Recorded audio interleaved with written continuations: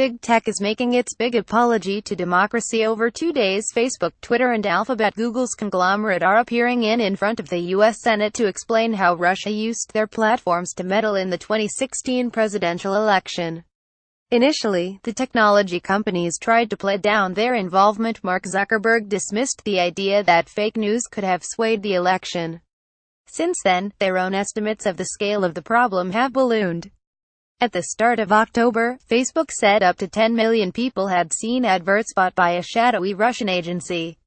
At the end of October, it said that 126 million had seen posts, not just ads, made by Russian-linked accounts, between November 2015 and 2017.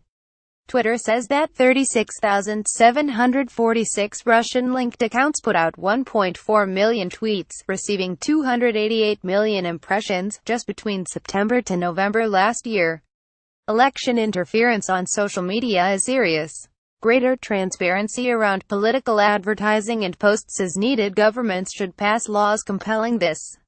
This doesn't mean censoring posts, even if they're outrageous.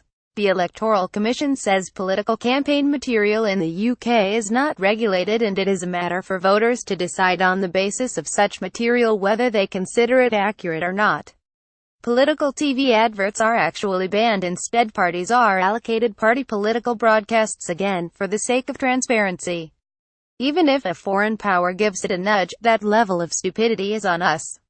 Tom Cheshire: the same applies, and that's a good thing. Voters should be allowed to make up their own minds, because we rather like free speech and fair elections. Neither the Electoral Commission nor Facebook should make it up for them by censoring material. If ridiculous, obviously fake information spreads, whether that's the idea that MI5 would erase pencil lead and ballot papers, or that the Democrats were running a pedophile ring from a pizza restaurant, that's because we as a population are idiots. Even if a foreign power gives it a nudge, that level of stupidity is on us. What's more insidious and more opaque is who is delivering a message and how. Anyone, anywhere can start a Facebook advertising campaign.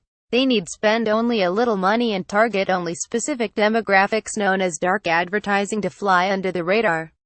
This is what governments should be legislating against, and what technology giants should be helping with. It will be tricky, though. Luckily, there is a simple change we can make to safeguard our democracy, one that immediately negates the effects of dark advertising. It's contained in the difference between the US election and the EU referendum. Many have alleged foreign interference in the 2016 referendum. It would be extremely surprising if none took place. If just for the reason that Russia seems to genuinely enjoy screwing with us psychologically. But 17.4 million people voted to leave, more than 1 million more than voted to stay. To say that Russia could influence so many people is both patronizing to leavers and extremely generous to Russia. Perhaps there was some impact on the result, but not enough to account for 1 million votes. Another thing, even if Russia didn't meddle, it suits their purposes if we think they did. Remain voters' suggestion that Brexit was the result of foreign interference contributes to the climate of paranoia, distrust and division that the Kremlin seeks.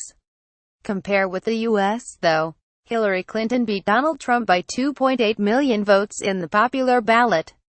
The election, though, was decided by just 107,000 votes cast in 3 states. They won Trump the Electoral College and the White House. That's a margin that could plausibly have been swung by Russian involvement. A campaign targeted in 3 states at 100,000 odd voters has a good chance of success.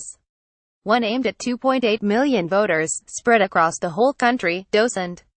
Likewise, in the 2017 general election, social media campaigns tailored messages at voters in key marginal seats because of the nature of the first-past-the-post system.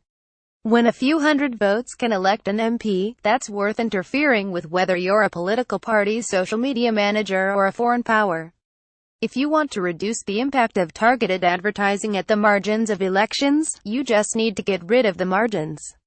If one vote really means one vote, it's a lot more work to swing an election. Proportional representation solves the problem at a stroke. PR removes the leverage exploited by foreign powers.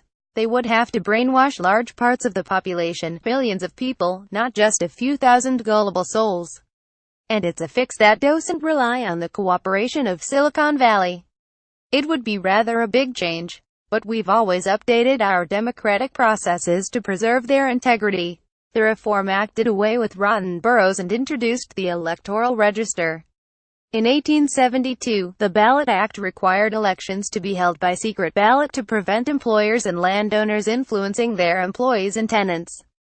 If we judge that democracy is fundamentally threatened in the information age, we should consider fundamentally reshaping it. Sky Views is a series of comment pieces by Sky News editors and correspondents, published every morning. Previously on Sky Views, Katie Stollard. The beginning of is in Asia.